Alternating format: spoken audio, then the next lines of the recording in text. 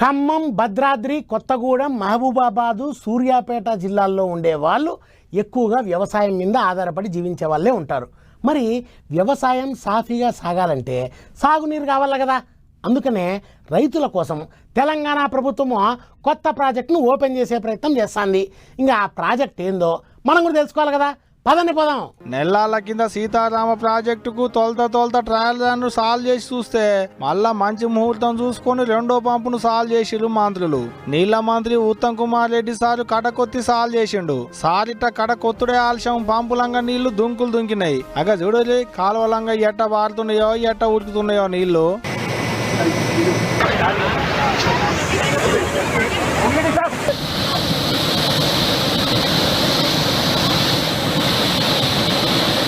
ఇక ఈ ప్రాజెక్టును ఈ నెల 15వ తారీఖు నాడు సాల్వ్ చేస్తారట. గా కార్యానికి ముఖ్యమంత్రి రేవంత్ రెడ్డి సార్ కూడా వస్తారట.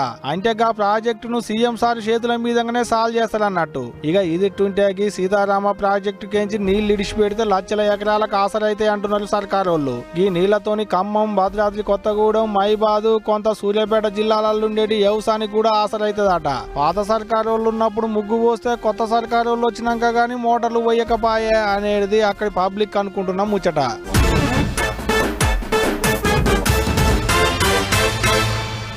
నీళ్ళు ఎక్కువ వస్తే గేట్లు లేపుతారు. ఫ్లోటింగ్ తగ్గుతానే లేపిన గేట్లని కిందికి దించుతారు.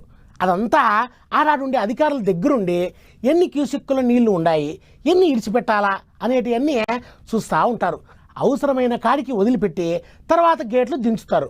అదిగో అట్లా లేపిన గేట్లు దించే క్రమంలోనే ఉన్న గేటు ఊడిపోయిందంట. అదేందో చూద్దాం పదండి బిరిగ్గా పోయి.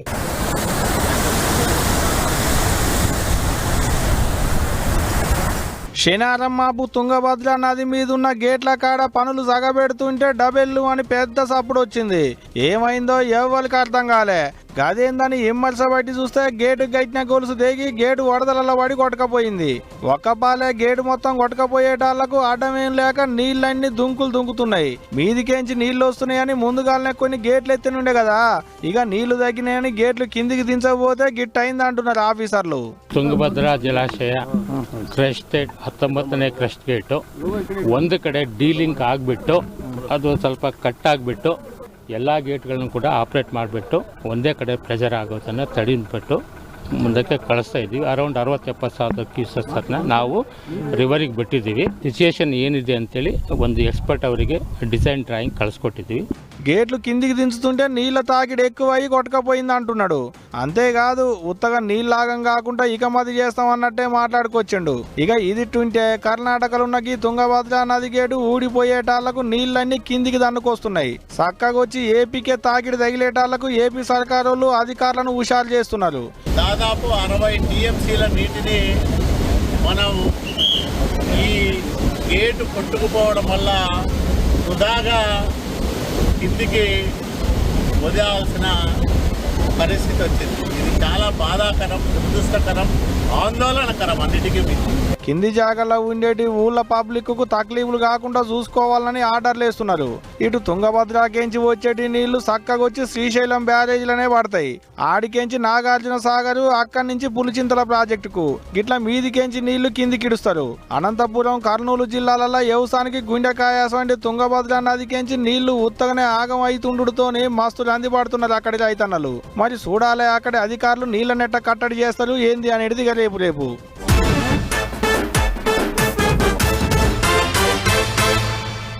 హైదరాబాద్ అంటేనే గోల్కొండ, హుసేన్ సాగర్, చార్మినార్ గుర్తొస్తాయి. వరంగల్ పేరు చెప్తే 1000 స్తంభాల గుడి, రామప్ప గుడి గుర్తొస్తుంది. ఖమ్మంలో భద్రాచలం సీతారామస్వామి, కరీంనగర్లో వేములవాడ రాజన్న, ఇట్లా ఒక్కో జిల్లా పేరు చెప్తే ఒక్కోటి ఫేమస్ ప్లేస్ గుర్తుకొస్తుంది.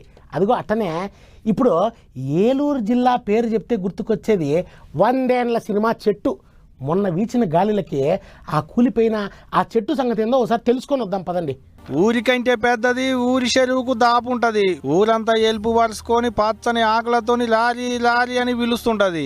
ఏ కొత్త సినిమా వచ్చినా ఓ పాటో, ఫైటో, పంచాదో, ఇద్దరు హీరోయిన్లు కూర్చొని ముచ్చట్లు పెట్టుకునుడో ఏదో ఒక ముచ్చటగా చెట్టు కింద ఉండాల్సిందే. అంత గొప్ప చెట్టు గిది. మరి సినిమా చెట్టు అని పిలుచుకుంటారు అందరి ముద్దుగా. తూర్పు గోదావరి జిల్లా కొవ్వూరు మండలం కుమారదేవం ఊళ్ళో గోదావరి కట్టుకున్న గీ చెట్టు కింద బొచ్చడు సినిమాలు తీసిరు గిన్నెండ్లల్లా. గీ షెట్ కింద తీసిన సీన్లు పెడితే సినిమా ఫెయిల్ అయ్యే ముచ్చటే లేదంటే చూడలి గా షెట్కి ఎంత పతారు ఉన్నదో. గంత పేరున్న షెట్టు 4 గొద్దుల కింద నేల కొరిగింది. గాలి గట్టికొచ్చి తాకుడుతోని కుప్పకూలింది. గంత గొప్ప పేరున్న షెట్టును ఉత్త వదిలేస్తేట్టా అనుకున్నట్టున్నారు. అందుకనే గా షెట్టుకు మళ్ళింత ఊపిరి పోసేటందుకు రాజమండ్రి రోటరీ క్లబ్ ఆఫ్ ఐకానోళ్ళు ముందడికి వచ్చారు. షెట్టును బతికించేటందుకు పనులు సులువు చేసి అప్పుడే. చెట్టు కూలిపోవడానికి మేజర్ కారణం ఒకటి ఏంటంటే మధ్యలో తొర్ర వస్తే ఆ తొర్ర దగ్గర నుంచి ఈ బ్రాంచెస్ వెయిట్ ఎక్కువైపోయింది. ఇలా విడిపోవడం వల్ల బ్రాంచెస్ వెయిట్ ఎక్కువైపోయి విడిపోయిందండి చెట్టు ఇట్లా. ఎప్పుడైతే మేము బ్రాంచెస్ కట్ చేసేసి మళ్ళీ ఈ 2 ఇట్లా తిరిగి నుంచోబెడతాం, కెమికల్ ట్రీట్మెంట్ చేసి ప్యాక్ చేస్తామండి. ఇది మొత్తం 45 days పడుతుందండి. సుమారు 100 సంవత్సరాల వయసున్న చెట్లని వాటిని బతికేలా చేస్తామండి. ఏ చెట్టు కూడా చనిపోలేదు, అన్నీ బతికాయి. అట్లాగే దీన్ని కూడా మళ్ళీ జీవం పోస్తాం, అందులో మాకు డౌట్ ఎక్కర్లేదండి.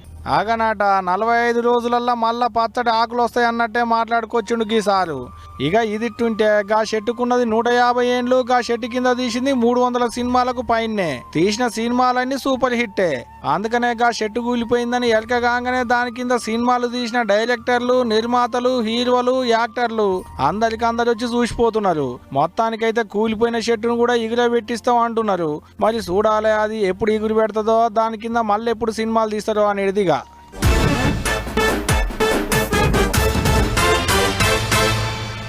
న్యాయం చేయాలి అనే భార్యా బిడ్డలు నన్నే టార్చర్ చేస్తున్నారు, ఆస్తుల కోసం ఇదంతా చేస్తున్నారు అని సీనన్న. ఏపీలో ఎమ్మెల్సీ శ్రీనివాస్ సార్ ఇంటి పంచాయతీ రచ్చ అవుతుంది. 3 రోజులుగా చిలికి గాలివానైనట్టే రోజుకి ఇంత పెరుగుతాందే తప్ప తగ్గడంలే. వాళ్ళ ఇంటి పంచాయతీ ఏడ వరకు వచ్చిందో ఒకసారి తెలుసుకొని వద్దాం పదండి. 3 వద్దుల సందయ్యేటి టెక్కలి పంకపాటి దువ్వాడ శ్రీనివాస్ సార్ల ఇంటి పంచాయతీ గింత అంటే గింత కూడా దిగుతలేదు, ముడిపడతలేదు. రోజుకింత రాసుకుంటూనే ఉన్నది. నా భర్త నాకే కావాలని ఇంటి ఆమె, మా నాయన మాకే కావాలని బిడ్డలు. పొట్టు నడుస్తుంది ఇప్పుడు పంచాయతీ. అంతేకాదు సీనన్నోళ్ళ ఇంటి ఆమె బిడ్డే ఆయన ఉన్న జాగకు పోయి ఇంటి ముంగటనే మాకు ఆమెషులు. 3 వద్దుల సంది టెక్కలిలో ఉన్న సీనన్న ఆఫీసు ముంగట నిరసన చేస్తున్నారు. ఆన్నే తింటున్నారు, ఆన్నే ఉంటున్నారు. ఇక ఇదిట్టుంటే మండుతున్న కొరకాసు మీద ఉప్పు రవ్వలు పడ్డట్టు ఇప్పుడు సీనన్నతో ఉంటుందంటున్న మాధురి కారేసుకొని పోయి వెనకంగా ఇంకో కారును గుద్దిందాట. ఇది మేమంటున్న ముచ్చట కాదు, ఆమె చెప్పిన ముచ్చటే. ఇనురే చెప్తున్నాను కదండి, మెంటల్ గా నాకు చాలా డిప్రెషన్ గురై సూసైడ్ చేసుకుందాం చేసుకున్నాను. ఇది క్రైమ్ అయితే క్రైమ్ అని తీసుకోండి. ఈ క్రైమ్ ఇది క్రైమ్ అనుకున్నా, సూసైడ్ చేసుకున్న నేరం అనుకున్నా, దీనికి అన్నిటికీ కారణం దువ్వడం. అగనట జీవి తీసుకునే తందుకే రోడ్డు మీదకి కారు వేసుకుని వచ్చినా అన్నట్టే చెప్పుకొచ్చింది. కావాలనే కారును తీసుకుపోయి ఇంకో కారు గుద్దిందాట. మరి గట్టెందుకు చేసినావమ్మా అని అడిగితే తీసుకోవాలి. చిన్నపిల్లల మీద చిల్డ్రన్ రైట్స్ ఏవైతే ఉన్నాయో అవి కూడా యాక్షన్స్ తీసుకోవాలి. పసిపిల్లల మీద చేసిన కామెంట్స్ అన్నిటికీ ఆవిడ బామ్మ చేసిన కామెంట్స్ కి సరైన లీగల్ యాక్షన్ తీసుకోమనండి. అది ఇన్నరా నన్ను నా పిల్లల్ని 10 మందిలకు గుంజిలు అన్నట్టే మాట్లాడుకొచ్చింది మాధురి. శ్రీనివాస్ వల్ల ఇంటి ఆమె వాని అలా బిడ్డే హైందవి చేయబట్టే నేను జీవి తీసుకోవాలని అనుకున్నా అన్నట్టే చెప్పుకొచ్చింది. ఇక ఇదిట్టుంటే ఇటు సీనన్న మీద పోలీసు వాళ్ళు కేసులు కూడా రాసిర్రు. గిట్లా 4 గోడల నడుము ఉండాల్సిన పంచాది నలుగుట్ల పడేటాళ్లకు నరాలు లేని నాలుగే నానా తీర్లుగా మాట్లాడుకున్నట్టు తలో తీరుగా మాట్లాడుకుంటూ ఇప్పుడు గిల్ల గురించి. మరి చూడాలి గిల్ల పంచాది ఎన్నటికి నిమ్మలం అవుతుంది ఏంది అనేదిగా.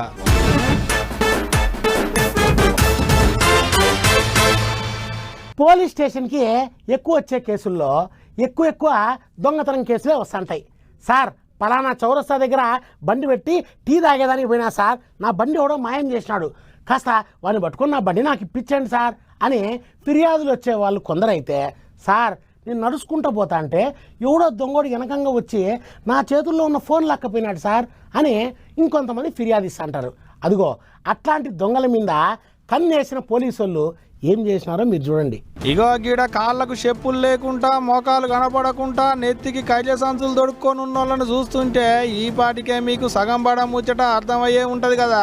దొంగతనం చేసిర్రు, ఆటంక పోలీసు వాళ్ళకు చిక్కిర్రు. అందుకనే గీ తీరుగా ఫోటోలకు ఫోజులు ఇస్తున్నారు. ఇక అసలు ముచ్చట ఏందయ్యా అంటే గీ బడివేగాళ్ళు జగిత్యాల జిల్లా అంతటా ఎక్కడెక్కడ బండ్లు పార్కింగ్ చేస్తున్నాయి, ఎక్కడెక్కడ ఎవరోళ్ళు బండ్లు వదిలిపెట్టిపోతున్నారో అన్ని చూస్తున్నారట.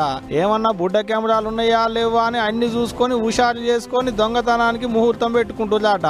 అట్లా ఆలతానున్న దొంగ తాళాలు పెట్టి బండ్లకు తాళాలు తీస్తున్నారు. బండిని బుర్లు అనిపించుకొని వేసుకొని అవతల పడుతున్నారు. గట్లా సంపాదించిన ఈ బండ్లను కొండపోయి ఊర్లో పోయి ఐటీకి పావు షేరు దుడ్డకి సగం అన్నట్టే అమ్ముకుంటున్నారట. అగో గట్ల వెంకట్రావు పేట దిక్కు చెకింగులు చేస్తుంటే ఈ మునగాళ్ళ భాగవతం అంతా బయటపడ్డదని జగిత్యాల జిల్లా ఎస్పీ అశోక్ కుమార్ సార్ చెప్పుకొచ్చిండు. దొరికినగా దొంగ పడివేగాళ్ళ మీద కేసులు కట్టి కోర్టుకు పంపుతారట. మరి గంతకంటే మోదాలుగా పట్టుకున్న బండ్లను పోగొట్టుకున్న వాళ్ళకి ఎప్పుడు ఇస్తారో చూడాలి అంటున్నారు ముచ్చటలికైన వాళ్ళు. ఇక ఇదిట్లుంటే ఇటు నల్గొండ పోలీసు వాళ్ళు కూడా దొంగతనం అయిన ఫోన్లను మళ్ళా దొరకబట్టి ఎవరి ఆళ్లకు పంచిరు. అన్ని పెద్ద పెద్ద పలక ఫోన్లే.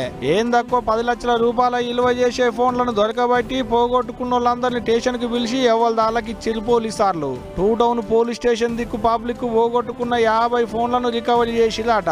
అదే ముచ్చట మీద నల్గొండ డిఎస్పీ శివరామరెడ్డి సార్ కూడా మాట్లాడుకుంటా సిఈఐఆర్ నెంబర్లు పట్టుకొని పోయిన ఫోన్లను దొరకబట్టగలిగినాం. ఫోన్లను మళ్ళా దొరకబట్టేందుకు మా వాళ్ళు చాలా తిప్పల పడ్డారు అన్నట్టే మాట్లాడుకొచ్చిండు. సరే పోలీసు వాళ్ళు వాళ్ళ డ్యూటీ వాళ్ళు మంచిగా చేసిరు గానీ ఓ పబ్లిక్ ఏలకు వేలు పెట్టుకునేటి ఫోన్ల మీద మీకు సుత కింద సోయి పెట్టుకోరి చాలా పైలంగా ఉండోరి అంటున్నారు ముచ్చడానికైనా పబ్లిక్.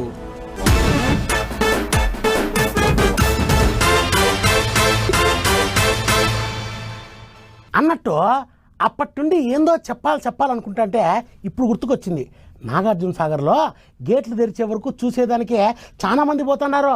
సండే కాబట్టి సెలవు ఉన్నదని పిల్లకాయల్ని ఎంట పెట్టుకొని చాలా మంది వచ్చినారంట. ఎట్టా ఎంజాయ్ చేస్తున్నారో చూసి మనం కూడా ఎంజాయ్ చేద్దాం పదండి.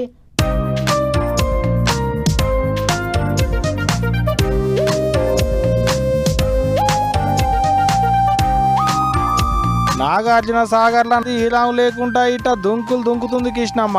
2 ఏళ్ల తర్వాత సాగర్ గేట్లు ఎత్తిలని తెలిసి ఎగబడి వస్తున్నారు పబ్లిక్ కృష్ణమ్మ పరవాళ్ళు చూసిపోయేందుకు. బాగా అనిపిస్తుంది. చాలా బాగుందండి. ఫస్ట్ టైం మేము కూడా రావడము. మేము పీర్పల్లి నుంచి వస్తున్నాము. చాలా హ్యాపీగా ఉంది. వాటర్ ప్రెజర్ అయినా ఇప్పుడే వచ్చాము. చాలా బాగుంది, చాలా బాగుంది. ఫస్ట్ టైం అండి సాగర్ది. ఇంతకుముందు శ్రీశైలంకి వెళ్ళినాం. ఇది బాగుంది ఫస్ట్ టైం.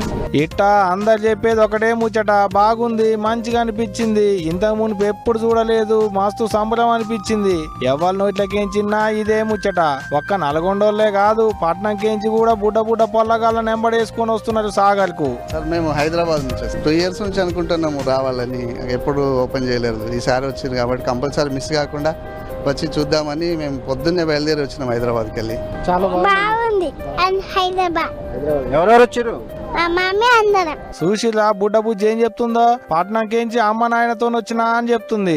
ఇప్పుడే ఇంతమంది వస్తున్నారంటే ఇక ఐతారం అందరికి సెలవు ఉంటది కాబట్టి అందరు సాగర్కే బండ్లు కడతారు కావచ్చు పోండ్రి.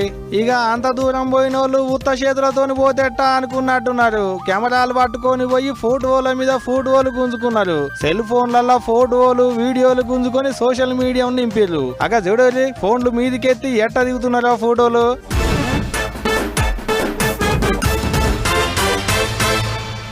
సంటి పిల్లకాయలను వేసుకొని ఎట్లన్నా ఊర్లలో ప్రయాణం కట్టినప్పుడు పిల్లలతో చాలా ఇబ్బందులు అవుతా ఉంటాయి. ఒట్టిగానే ఏడుస్తుంటారు పాపం వాళ్ళు. ఇంకా తల్లులకి పిల్లకాయ ఏంటికి ఏడుస్తున్నాడో అర్థం కాక ఆకలి అవుతాందేమో అని పక్కన ఎవరున్నారనేది కూడా పట్టించుకోకుండా పాపం పాలు పడతా అంటారు. అదిగో అట్లా బస్సు ఎక్కినాక పిల్ల తల్లులకి ఇబ్బందులు కావద్దని ఆదిలాబాద్ బస్టాండ్లో ఒక కొత్త ఐడియా చేసినారు. మరి అదేందో అట్టా పోయి చూసొద్దాం పదండి. వారేవా, మొత్తానికైతే ఆదిలాబాద్ బస్ స్టాండ్ లో మంచి ఈగరమే చేసిర్రు. శ్వాస అనేది ప్రైవేట్ సంస్థలు చేసిన ఈగరంతో ఇప్పుడు అక్కడి బస్ స్టాండ్ కు వచ్చేటి బాలెంత అక్క చెల్లెళ్లకు మంచిగానే అక్కడికి వచ్చేటట్టు అయింది. ఇక డబ్బా పాలు బంద్ చెయ్యి, అమ్మ పాలు అమృతం అసోంటి కాబట్టి పొల్లగాళ్లకు తప్పకుండా అమ్మ పాలే పట్టాలే అన్నట్టు రాసున్న ఈ ఫోటోను చూస్తున్నారు కదా. ఇగో గీదే బాలింతలు పిల్లలకు పాలు పట్టేటి జాగా. ఆదిలాబాద్ బస్ స్టాండ్ లో అందరికి అవుపడేటట్టు స్వచ్ఛంద సంస్థలు ఈగరం చేసిర్రు. పిల్ల తల్లులకు అక్కడికి వచ్చేటికి యార్లను డిఎల్ఎస్ఏ కార్యదర్శి భువనగిరి సౌజన్య మేడం రిబ్బెన్ గాతిరిచ్చి సులువు చేసింది. అటెంక మాట్లాడుకుంటా బస్ స్టాండ్ కు వచ్చేటి అక్క చెల్లెళ్ళంతా యార్లను వాడుకోవచ్చు, పిల్లలను ఎత్తుకొని వచ్చి ఇంట్లో కూర్చొని పాలు ఇయ్యొచ్చు, జర నిమ్మల పడవచ్చు అన్నట్టే చెప్పుకొచ్చింది. అంతేకాదు ఇంట్లో తాగుదానికి మంచి నీళ్లు, గాలి పంక, కూసుందానికి సౌలతులు కూడా ఉన్నాయి. ఇక అప్పటికే ఏటో ఊర్ల పొంటి ప్రయాణం కట్టిన అక్క చెల్లెళ్ళు ఆడికి సంటి పొల్లగాలను ఎత్తుకొని రానే వచ్చిర్రు. మాకు గిట్ల బస్ స్టాండ్ల పోయి బస్సులు ఎక్కినాక పాలు పడడానికి తిప్పలయ్యేది, మా తిప్పల తీర్చడానికి మొత్తానికి ఓ మంచి ఈగ్రం చేసిర్రు అని స్వచ్ఛంద సంస్థలకు శనార్థులు చెప్తున్నారు అక్క చెల్లెళ్ళు. మరి వాజీబే కదా, ఏటన్నా బస్సు ప్రయాణం కట్టినప్పుడు ఓ దిక్కు పొల్లగాళ్ళ ఏడుపు, ఇంకో దిక్కు బస్సు వెళ్ళిపోతుందేమోనని ఆత్రంలా చాలా మంది బాలింతలు ఆగమాగం అవుతుంటారు. ఆసొంటి వాళ్ళకు గీ అట్లా చాలా అక్కడికి వస్తుందంటే మంచి ముచ్చటే కదా అని అనుకుంటూ ఇప్పటికి ముచ్చట చూసిన అక్కడి పబ్లిక్.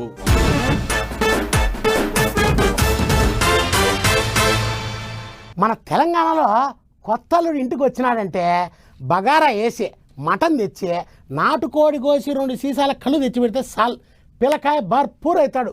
ఇట్లా మన దిక్కు ఏ జిల్లా చూసినా కూడా 4-5 రకాల బువ్వ కూరలతోనే అల్లుడిని బ్రహ్మాండంగా కృషి చేస్తుంటారు. అదే మళ్ళీ ఏపీలో అట్టుండదు. కొత్తల్లుడు ఇంటికి వస్తున్నాడంటే 1-2 కాదు 10 రకాల వంటలు వండి పెడతాంటారు. అదిగో అటనే గోదావరి జిల్లాలో ఒక కొత్తలునికి ఎన్ని రకాల వంటలు వండి పెట్టినారో ఒకసారి చూసి కళ్ళతోనే తినేసి వద్దాం పదండి.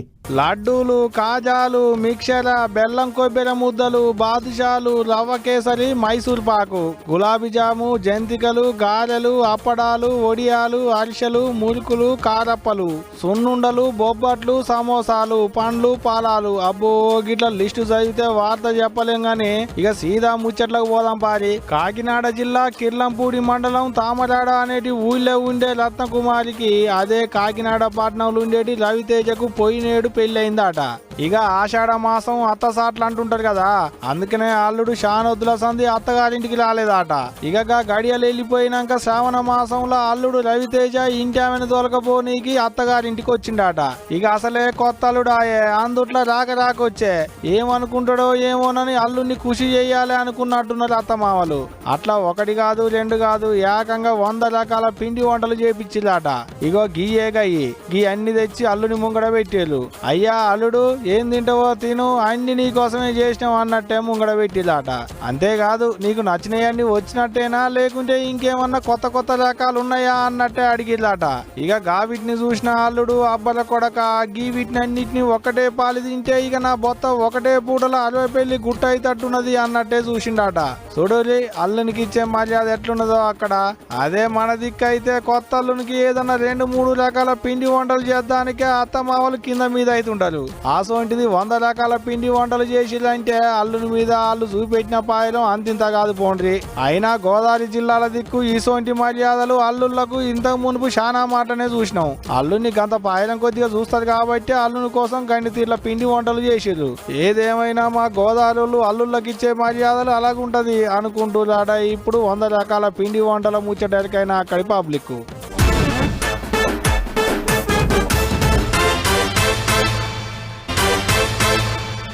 ఈ ఇవాళ పటాస్ వార్తలు పట్టాసుల మాదిరి పేలిపోయినాయి కదా. మళ్ళా పటాస్ వార్తల్లో మళ్ళా కలుసుకుందాం. అంతవరకు సెలవు. నమస్తే. పోయేస్తా. 10 టీవీ చూస్తా ఉండండి.